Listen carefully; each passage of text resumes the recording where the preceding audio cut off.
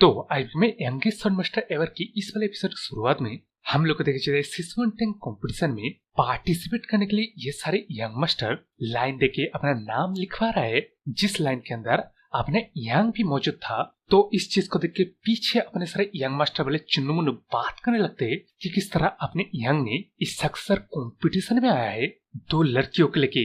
इसका मतलब अपने यंग एक वुमेनाइजर है और उसका मार्शल आर्ट भी उतना अच्छा नहीं होगा। लेकिन यार मेरे को समझ भी नहीं आ रहा है कि हमारे सिटी के सारे बंदियों को क्या हो गया है, जो लोग स्ट्रेस की तरफ ही दिख रहा है। साला मुझे तो ऐसा फील रहा है कि कंपटीशन के शुरू होने से पहले ही मैं हार गया। उस तरह नाम रजिस्टर करने वाले एल्डर्स भी अपने यंग को देख के मन में सोच रहा है कि मार्शल आर्टिस्ट सर कैसा दिखे, लेकिन इस बंदे के जैसा लुक रखने वाला एक मार्शल आर्टिस्ट इससे पहले उन लोगों ने कभी नहीं देखा।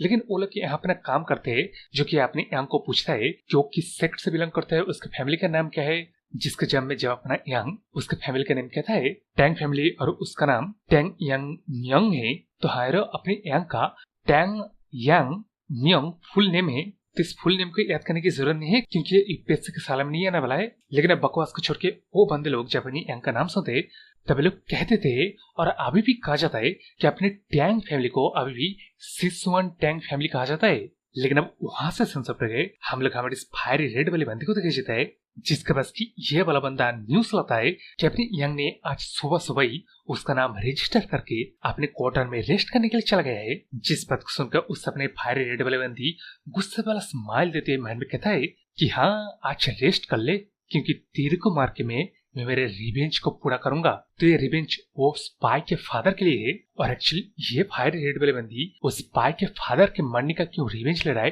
ये हम लोग को इसके फ्लैशबैक में दिखाया जाता है, जिसमें जब वो पहले एक मार्शल आर्टिस्ट नहीं थी तब किसी तरह बैंडेड्स लोग के एरिया में चले जाने के बाद अपने स्पाई का फादर इस बंदी को हीरो बन के बचा लिया था।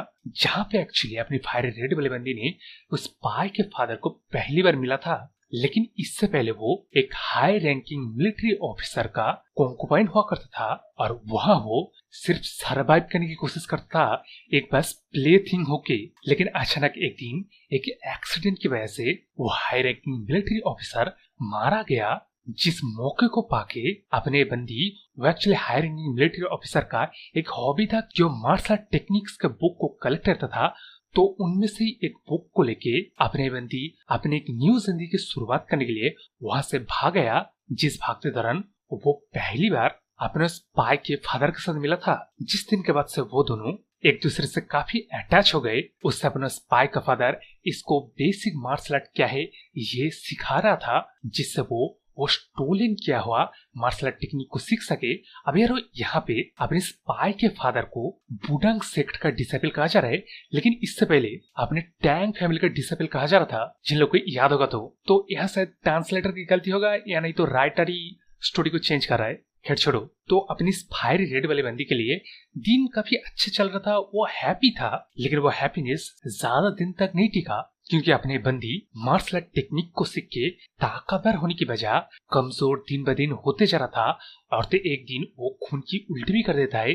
जिस चीज को देख के और उसके इमिनेंट मौत को भी देख के अपने बंदी उस स्पाई के फादर को छोड़ के कई दूर एक सिक्योरिटी जगह में भाग आई। जिसके बाद दिन बाय दिन हर एक दिन के पेन को इंड्योर करते हुए बस सिर्फ विश ही कर पाता कि वो मर जाए। लेकिन पता नहीं किसी तरह की होप की वजह से वो मरा नहीं। इस दौरान टाइम टू टाइम वो इस न्यूज को सुनता रहा किस तरह अपना स्पाई का father great darkness short sect का मास्टर बन गया और दिन ब दिन वो पावर गेन करते ही जा रहा था। जिन चीजों को सुन के उसको एक खुशी सा महसूस होता था। लेकिन वो जब एकदम मौत के दरवाजे में था तब वो अपने मन में बस एक ही चीज सोच रहा था कि एक आखिरी बार के लिए वो अपने स्पाई के फादर को देख पाए, जो भी पूरा भी हो गया। क्योंकि अपना स्पाई का फादर ब्लैक डेथ अलायंस के लीडर के साथ इसके पास ढूंढते हुए आ गई थी। लेकिन अब यहाँ अपने ब्लैक डेथ अलायंस का लीडर इस बंदी को मरते हुए देख के क्या कॉज है सिंपली बता देता है क्या कि अपने जो बंदी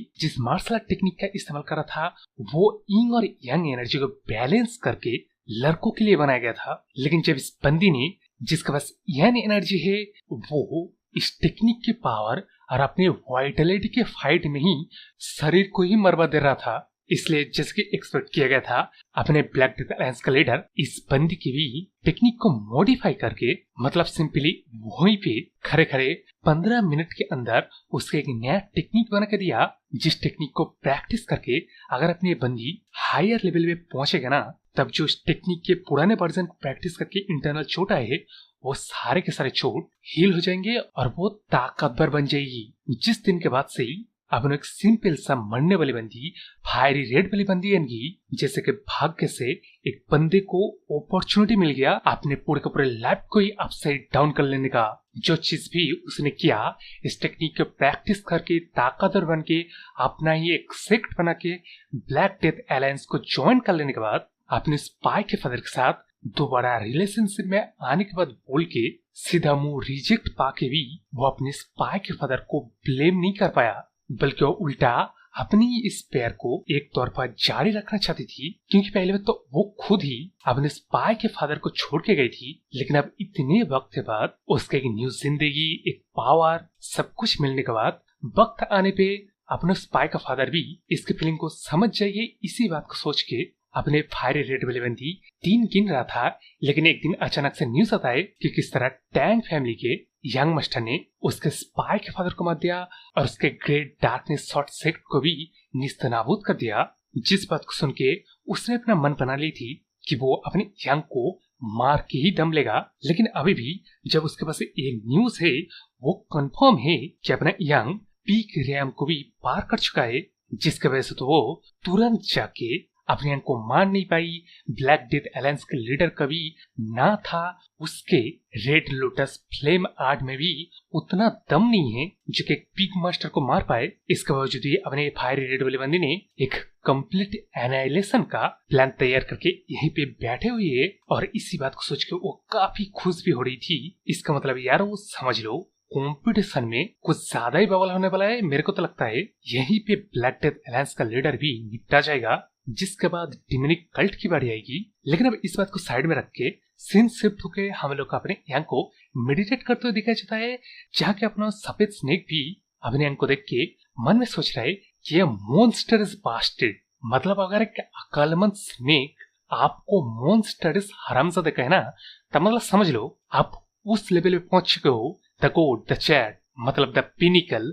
क्योंकि अपने सफेद स्नेक अपने यंग को पिछले आधे घंटे से डिस्ट्रैक्ट करने की कोशिश कर रहा था, जिसमें ऑब्वियसली अपने यंग डिस्ट्रैक्ट नहीं होता।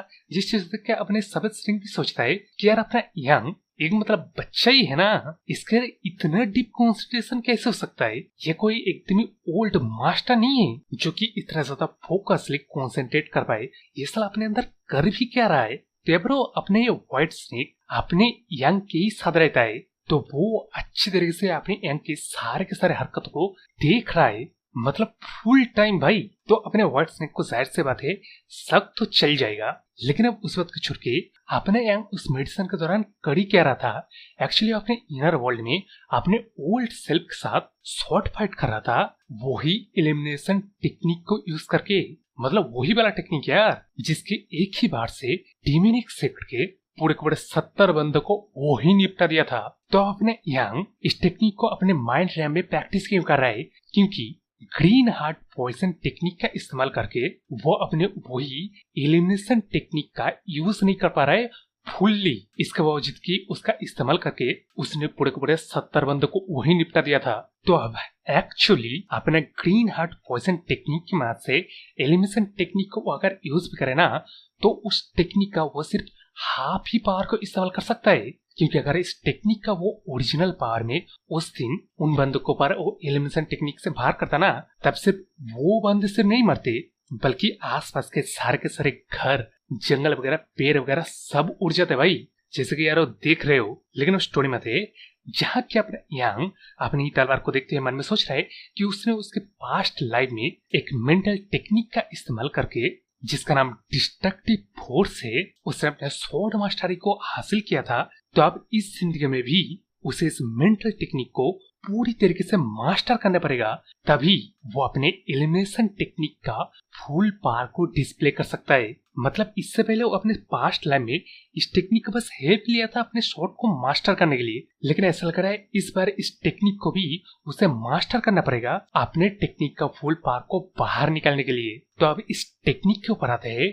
डिस्ट्रक्टिव फोर्स एक ऐसा मेंटल टेक्निक है जो आपके शरीर को कमजोर बना देता है, जिससे आप कब अचानक मर जाओ या आपको ही पता नहीं चलेगा। लेकिन यहाँ अपने यांग का ओल्ड मास्टर और वो खुद रेयर टैलेंट के साथ जन्मा था, जिस टैलेंट का नाम है कंट्रोल पावर। तो सिर्फ उन दोनों ने ही इस मेंटल टेक्निक डिस्ट्रक्टिव टेक्निक का प्रैक्टिस करवाया था। लेकिन अब यहाँ सिचुएशन तो ऐसा है, अपने यांग के पास एडवांटेज है क्योंकि वो पहले तो पीक रैम में पहुंच गया है, उसका बॉडी स्ट्रॉन्ग हो गया है, वो अभी यंग है। तो अभी अगर वो इस डिस्ट्रक्टिव फोर्स का पूरी तरह से मास्टरी कर ले तब वो क्विकली अपने पास्ट लाइफ के मार्शल पावर्स को चुटकियों में अचीव कर लेगा।